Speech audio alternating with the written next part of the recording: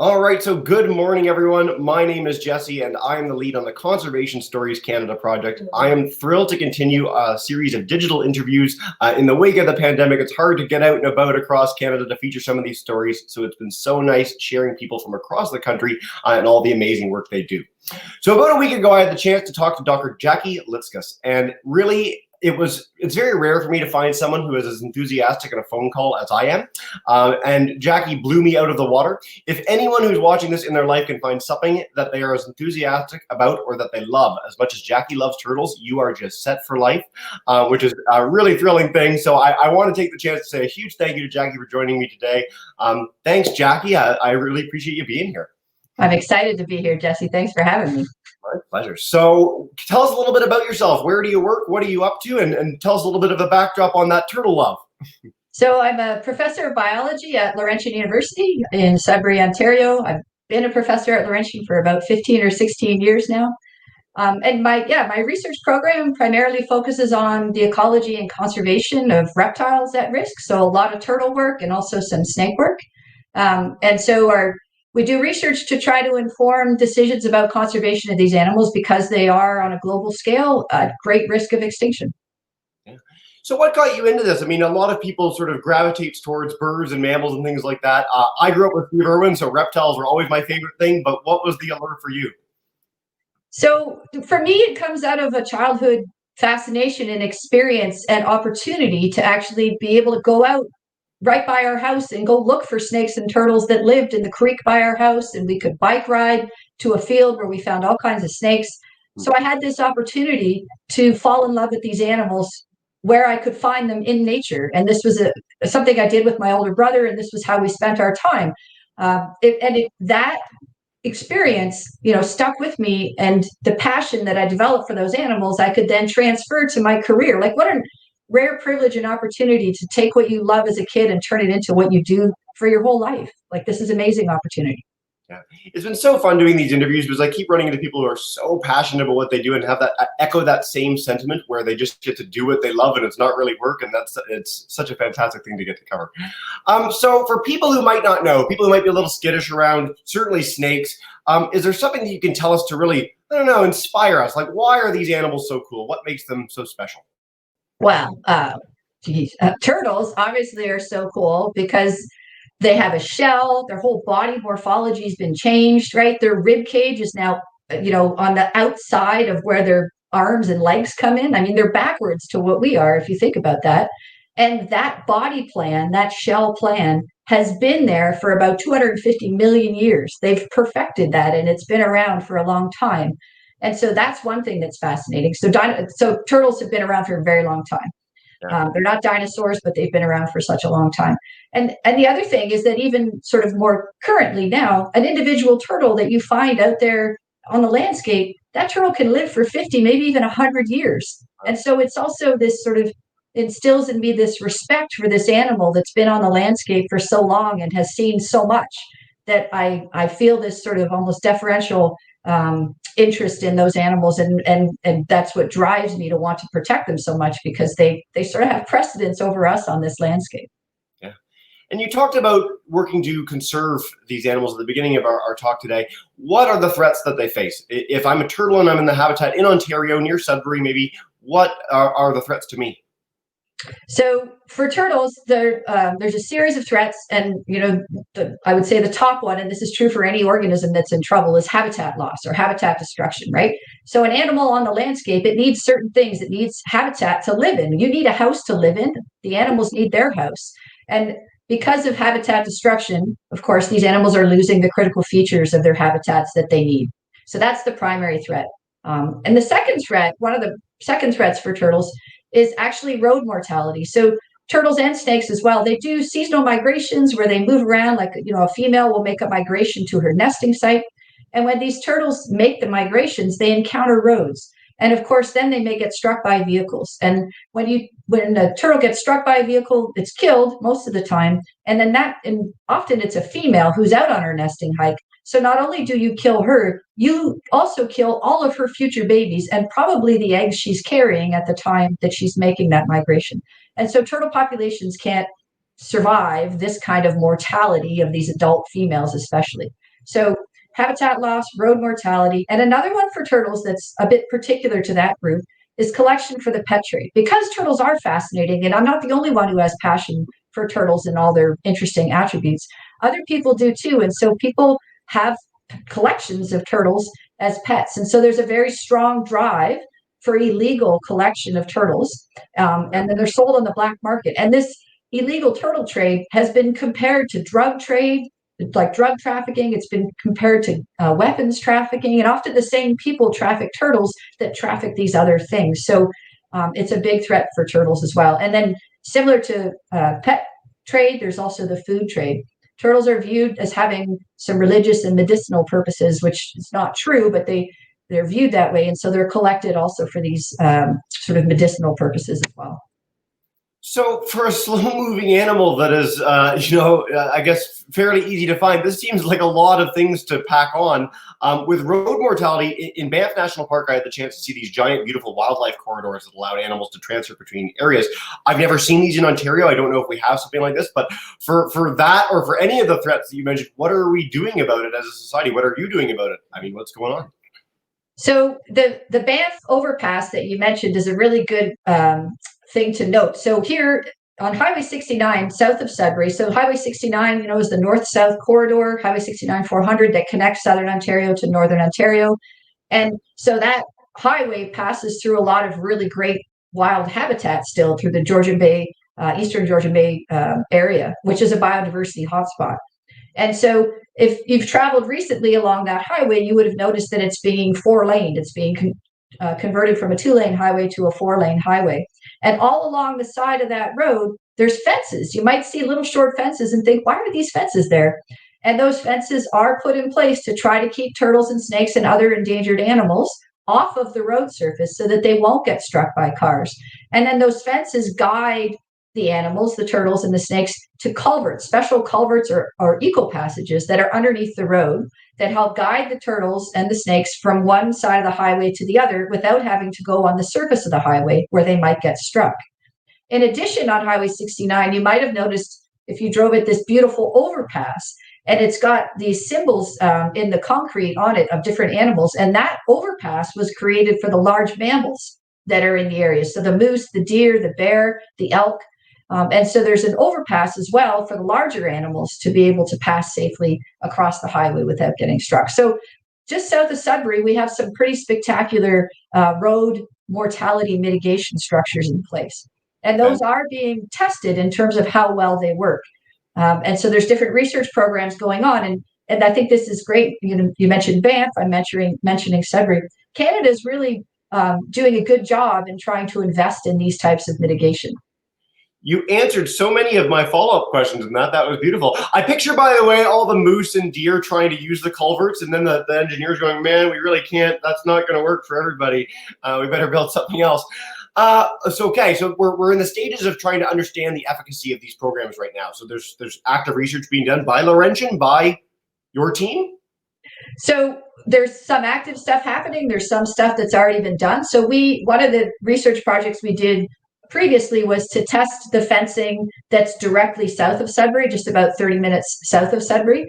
And one of the things that we discovered that I think is a really important discovery is that the fence has to be super solid, no holes, no breaches in that fence to successfully track the animal, like force the animals to go to the underpasses, to go to those culverts, because they're tenacious, right? The turtles always want to go on this same migration route. They've been doing that same route for like decades, right? Like these females, if they're 50 or 60 years old, they've been traveling that route forever. And so if you really want them to use the eco passage, you need to force them to get there. So the fence has to be very solid. And we have quantified that and showed that that is the case.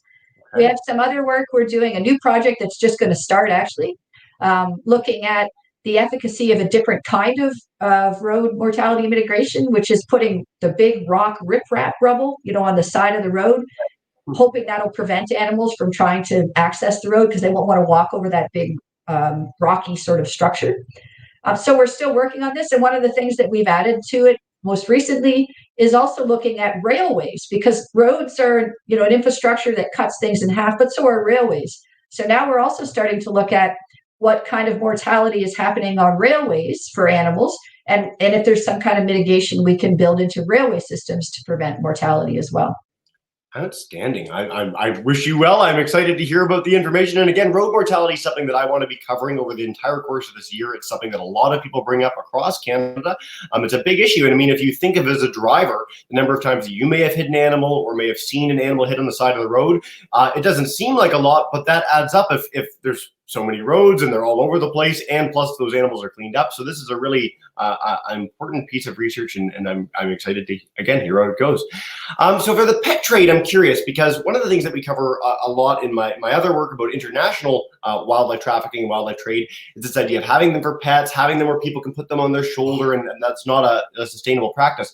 So if I'm just a guy in Toronto and I wanted to get a turtle, is it likely that I'm going to get one of these, illegally taken turtles, or is this something where it's going to international markets? What's the situation with them being taken out of the wild?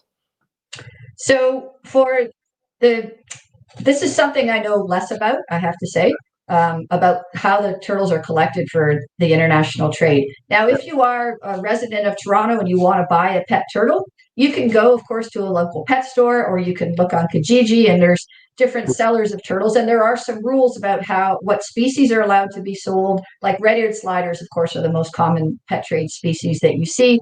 And those are generally captive bred. And so that's okay. It's not a wild caught animal.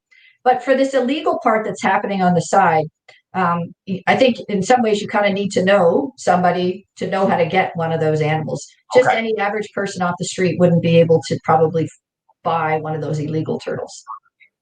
That's what I really wanted to know. I wanted to know if it was something where these were like, still being traded like normal pet stores or on Kijiji, or if something that you had to really search for like rhino horn. So that's at least a positive note that, sort of the everyday person is unlikely to run into an illegally caught turtle and help, build up this trade. So that's great to hear. Well, one thing related to that, though, is if you are interested in, I would also say you should never have a pet turtle because they make terrible pets. They live for decades. They're very dirty. Their tank, they require a pretty sophisticated tank setup. And so they're not really a very good pet. If somebody is very interested in having a reptile as a pet, I would highly recommend a snake instead, because they're much easier to care for. And there's really good captive bred snakes out there, like corn snakes make great pets. They're in the captive trade. And so you're getting a good animal that you can take care of. But turtles in general don't make very good pets. But if you do really want to have a turtle as a pet, I would suggest going and rescuing one that's already in the system rather than buying a new one. Don't supply that supply and demand chain, because then that indirectly is going to feed into the illegal trade as well. So don't do that. I would just say in general, don't have a turtle as a pet. They're not good pets. Get a shelter dog instead. You cover the whole basis of a living animal that's in the system already, and dogs love to be pets. So one of the things that we chatted about in our call before leading into this interview was the Algonquin Wildlife Research Station. So I'd love to talk a little bit about that and your work there, and why that's, again, such a special area. If you could paint a picture for people who will never get a chance to go to Algonquin, I'd love to hear about it.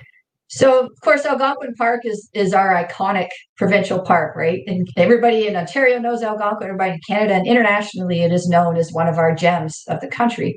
And so it's this beautiful landscape of trees and wetlands, and tons of opportunity to see wildlife, right? There's wolves and there's moose and there's all kinds of stuff. But at the Wildlife Research Station, so this is a research station that's nestled within the park in a somewhat protected area in terms of it's a wildlife research area. So it's not accessible to the general public.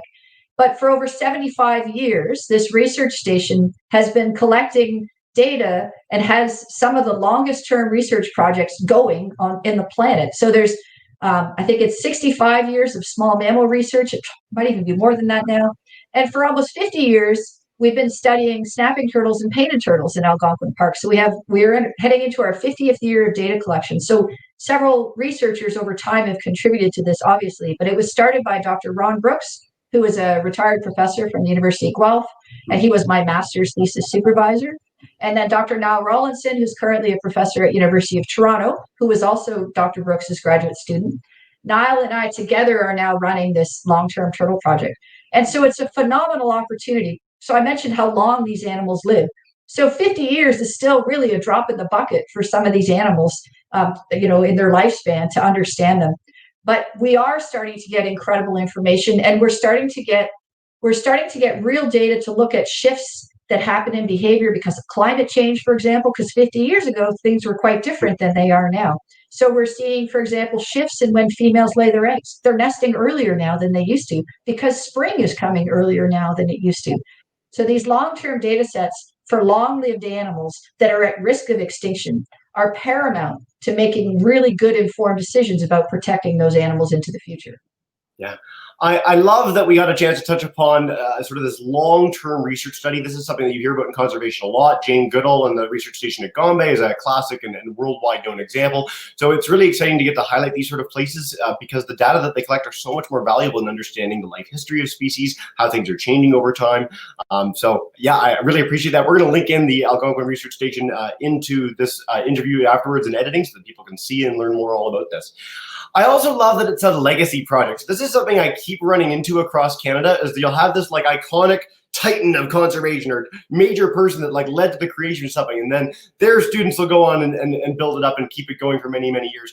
And so one of the things I really noticed on your website was your love for your students. The entire research website that you have is all about the accomplishments of all the people that you are under you. And I'd love to know why that is. It's not something that I've typically seen, not to the degree that you have it. So why is promoting and showcasing the work of your students so important to you? Without my students, I would be nothing, right? I mean, they are doing so much of the work, and it's their creative genius that is driving so much of what's happening. I just facilitate it. They're driving it, and it's, I can say that for me personally, in my role as a professor, my most favorite piece of that is actually mentoring graduate students. I love watching students become scientists. I love watching them be so passionate about something and driven about something, and then succeeding at the end to produce their product, their great science, and showcase it in papers that they publish and in presentations that they give at conferences. And my students are winning awards at conferences for best presentations because they're just rock stars. They're so good at what they do. And for me, as I said, that's my proudest moment. I'm training the next professionals so that I can sort of pass the torch and they can continue on with this work to protect animals in Canada, protect turtles and snakes in Canada, because it's their future too, right? So I want to make sure that they've got the tools that they need for that as well. And honestly, like I said, I'm so proud of them, and I couldn't do the work I do without them. They're integral. They're integral to the team and the success. Yeah. Dr. Litzgus, this is my favorite kind of interview. You're so humble, you're so passionate, so enthusiastic. You've inspired so much more learning by me and hopefully by my entire audience as well. So I really appreciate you taking some time to chat with me today. Thank you so, so much. It's been a great pleasure, Jesse. Thank you.